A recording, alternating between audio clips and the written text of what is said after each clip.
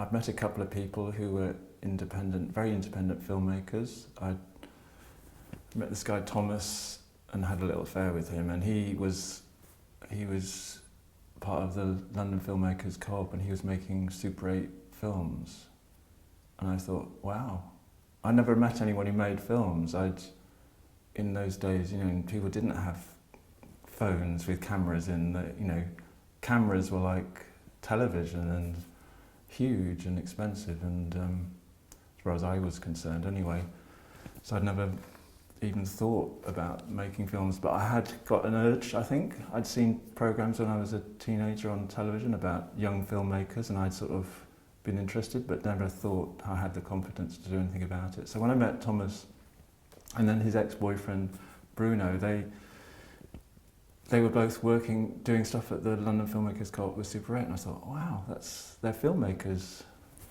So when I saw this article in Capital Gay about a lesbian and gay, or maybe it was a gay youth video project, I can't remember if it was lesbian, gay, or just gay at the time, I just thought, oh, I'll go along to that, especially as I was living in the Oval, just around the corner from where the first meeting was, which was Oval House. And so I went along to join the group, and I suppose there were about 15 people there, mostly guys. I think there was one woman, Rose, and Philip and Andy and Jimmy and Connie, and I can't remember other people, but I remember Jimmy and Connie particularly because I became friends with them later, particularly. And I suppose Graham was there, Graham Piper. Timmins and Andy Lipman, they'd set it up. They'd already done a project called the Gay Video Project, where they'd made a video about the police attitudes to gay men, and I remember seeing it. It was quite amusing. It was quite conventional in a way, the way it was made, but it was quite amusing. And through that, they got some money, I think, from Channel 4, because Channel 4 was just starting as a development grant to do something more, and they decided to use that money to get younger people involved rather than just themselves again. And so that was why they'd advertised in Capital Gay. They might even mention Channel 4, which probably would have attracted a few people. Because Channel 4 was very radical in those days. It was a new television channel, and they were trying to do different things with minorities, and we were definitely discriminated against in those days, if not and a minority, obviously. But when the first meeting, I don't think there was mostly men, but actually we wanted to work with women as well. We didn't want it to just be a gay exclusive thing, because the gay scene was very quite a lot of it was quite separate, and I suppose the people that I'd hung out with weren't involved with that very masculine scene. We were going to a much more alternative world that was a bit more mixed, and we wanted to reflect that in what we were doing. So I think we actually made sure that Philip and Andy made it into a lesbian and gay project rather than just a gay project. I don't think the way Philip and Andy set it up, they were kind of producer and director, I think, and they were going to get us involved and us to make a video about being young and lesbian and gay, or young and gay as far as they were concerned originally. But we decided actually, we wanted to make it. We didn't just come along and weren't just willing to be participants in it. We wanted to be involved much more. Well, they obviously wanted us to help filming because they couldn't do it all themselves, but so we basically took over, I think. Well, what I remember is us meeting at Philip's flat and trying to work out what documentary was and how we wanted to make it. People were recording stuff on VHS from the television, and I don't remember watching much, but I remember us experimenting with cameras and playing around, just sort of seeing how we could film things that would make them more interesting. And particularly when we were, I remember us, because we knew we were going to interview people, we were really trying to work out the best way of interviewing people without the camera being kind of a dominant feature that would, put people off. So that we'd like get quite an intimate situation. The camera would just be over the shoulder of someone who was filming, and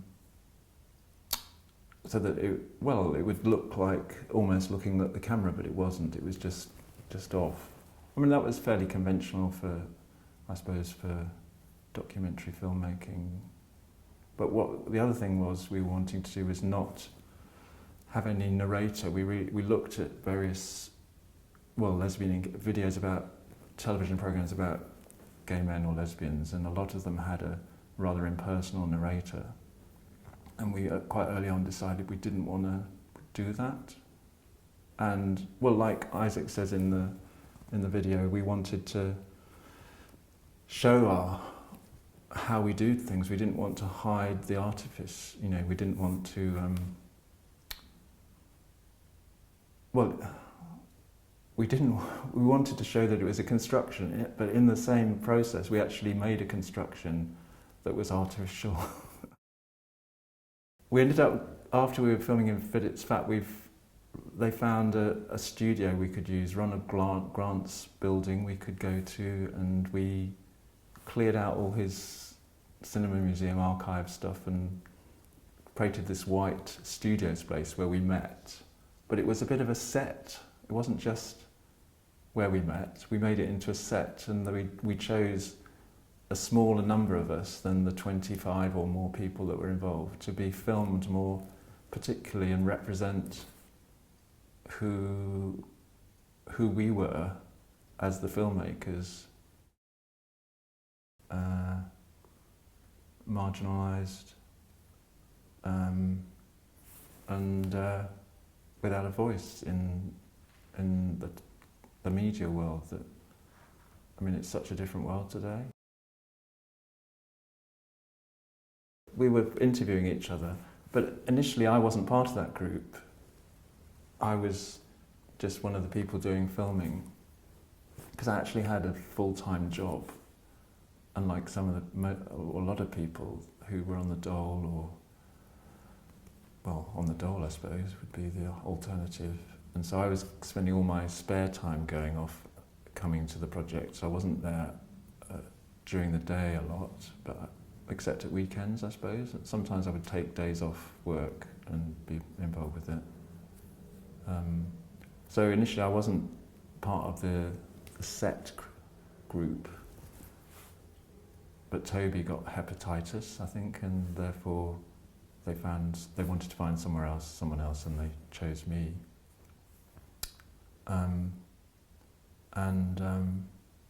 So we interviewed each other on camera, so we could see ourselves interviewing each other, but then we also interviewed other people in clubs and pubs and stuff, people that we knew. But that was, I suppose there was the kind of relationship between the interviewee and the interviewer that was so that we knew the person who was interviewing, not just we didn't just find out about the interviewee, so we didn't exclude the questions. Well, we were asking about their relationship with their parents, family coming out, their sexual relationships, their partners, basically a lot of any discrimination and violence that we'd been suffering. I think that covers most of the subjects, because it's only a 40-minute documentary, so there's people talking about those. There's several people talking about all those different areas. But then there's a more political dimension. Some people were interviewed and talked about it more politically, Mark Ashton in particular. that gets included at the end. Well, like Mark says, you know, he couldn't see himself as gay and not question the whole society that he was in, and I think that was true for me, definitely. I could see that I was discriminated against, and therefore I had sympathy and empathy with other groups of people and other minorities, and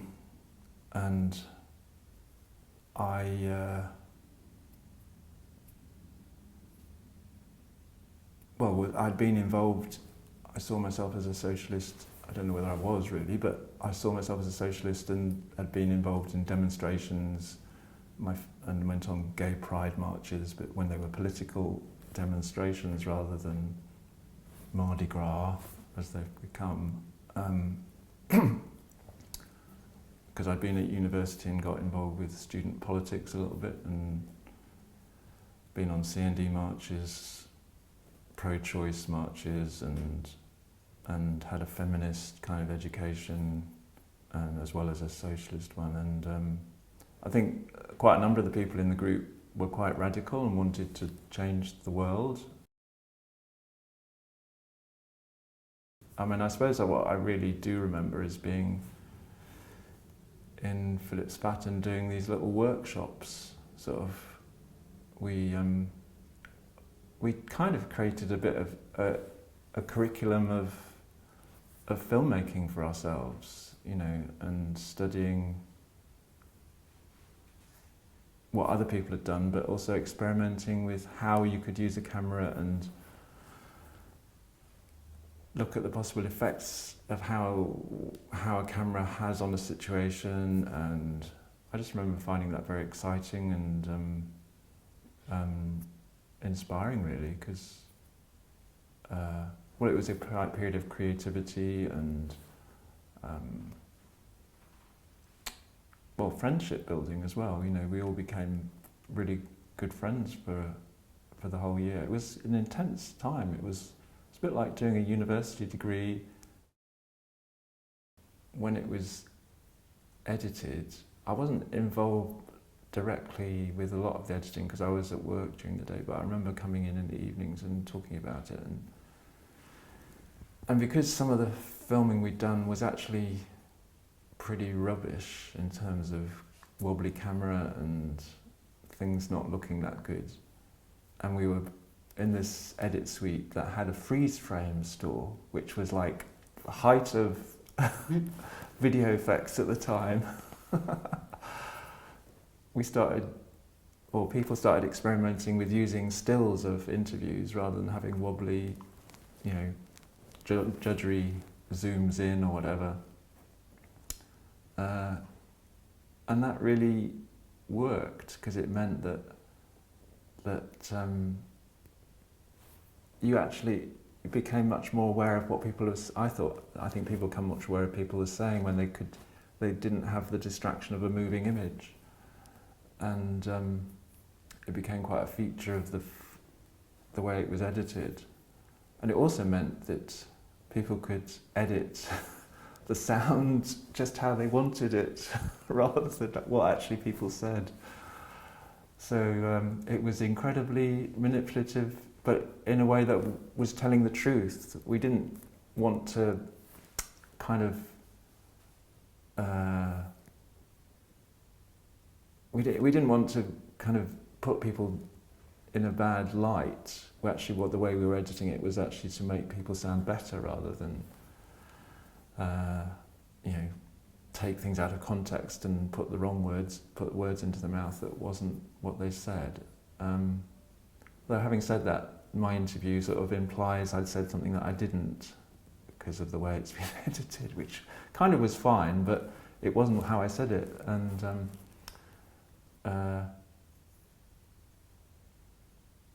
but it just meant editing the sound became much more straightforward, because you could get rid of the ums and ahs of people if that was a bit boring, or if they made a mistake, then you could just chop it all up and you wouldn't know because the style was like that.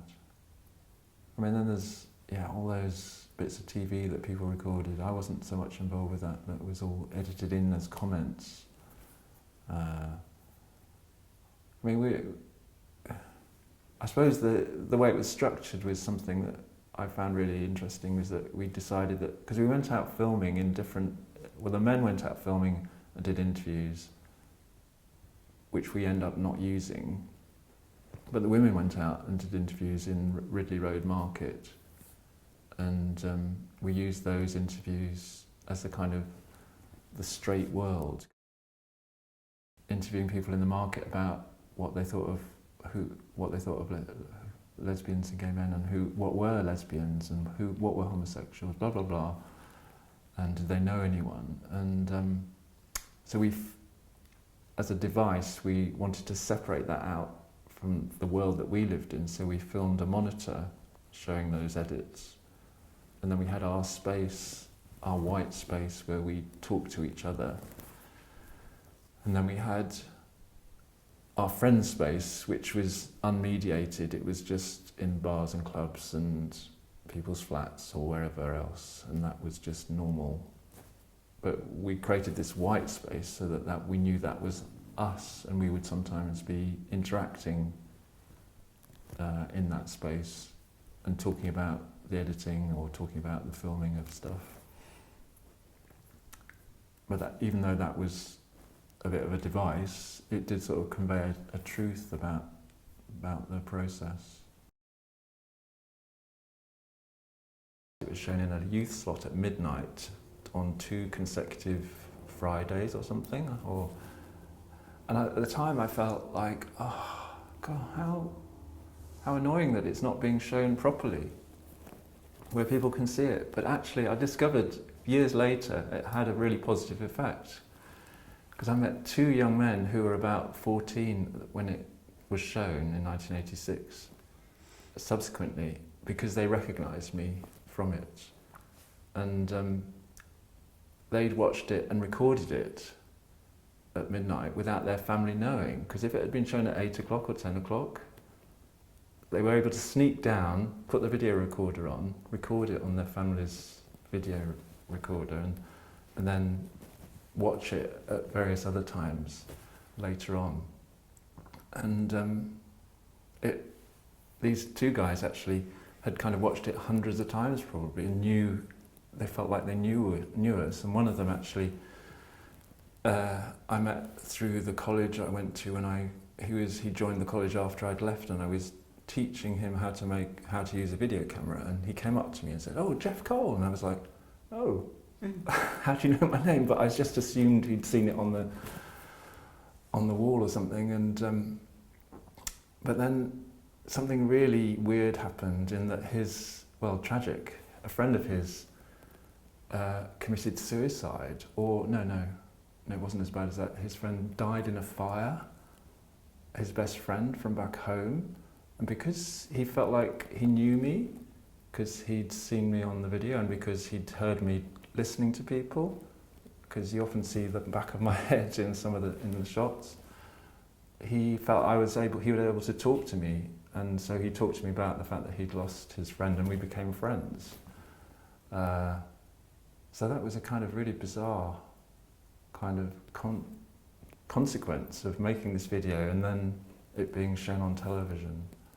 And then this other guy I knew, he was in Manchester, and he lived in the building next door to where I worked. But I didn't discover that immediately. I used to see him around, and I thought, he's definitely not looking at me. I don't know whether you've ever experienced that, but he would be walking along the street, and I'd see him quite regularly, because I was working in the same area as he lived in, obviously, and but he was not looking at me. Anyway, I subsequently saw him when he was working in the Whitworth Art Gallery in the shop there, and I thought, oh, that's him. And then I went up to the till, and he said, "Oh, hi, Geoff, you're Geoff Cole, aren't you?" I was like, "How do you know my name?" If I hadn't been involved with Framed Youth, and we'd set up Converse Pictures together with Connie and Claire, well, we wouldn't have had the space, we wouldn't have had a video camera, And so when we both, well, kind of independently probably, got involved with LGSM, Lesbians and Gay Support the Miners group, during the miners' strike, well, we were both friends of Mark's and he encouraged me to go along. Just wanted to film everything. We wanted to make sure that we recorded what was going on in the alternative lesbian and gay world, I suppose. Well, we decided actually we wanted to show the mining communities what they were, who was giving them money, because we knew that they were likely to have homophobic responses to us giving money to them. So we just filmed loads of stuff. After the strike had finished, we decided to make a longer form documentary about why we'd done it and interviewed some of the mining communities as well. Well, we went to some of the places where we collected money, interviewed people during the strike, I remember as well.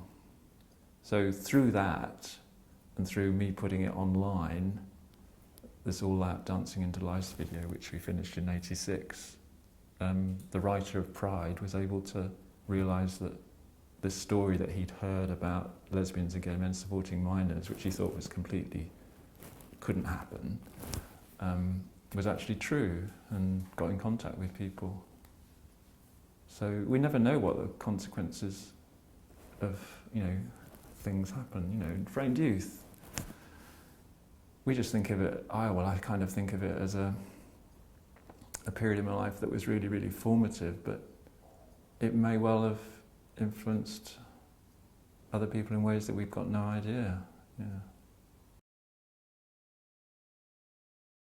As a result of it, several of us really wanted to carry on making films and seeing what we could do to do that afterwards. It wasn't, I suppose several of us did really see it as not a springboard, but as a way of developing ourselves. Profound effect, yeah. I think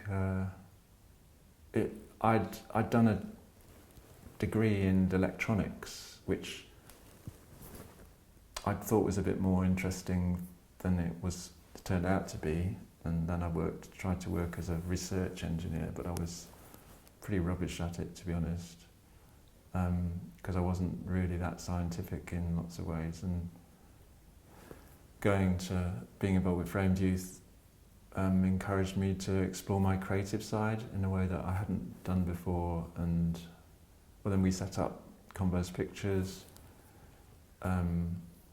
and tried to get some money from Channel 4. We did get some money from Channel 4, didn't we, to set up a development project to make some more queer television, although we probably didn't use that term then, lesbian and gay television.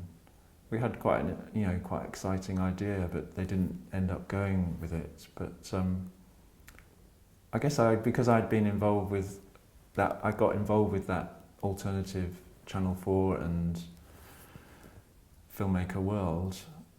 I got inspired that maybe I needed to learn more about it, because most of the people I'd met had done an arts degree of some sort and had got some idea of film theory or literary theory or whatever, and so I decided to go to film school and study film properly, and that was an amazing experience as well. I've been working as a documentary maker for the last 20 years, working in a small Buddhist charity. I became a Buddhist 20 odd years ago, and then had the opportunity to work with other Buddhists making films. So I've been doing that for 20 years. It's pretty much the kind of no budget filmmaking that I was brought up in.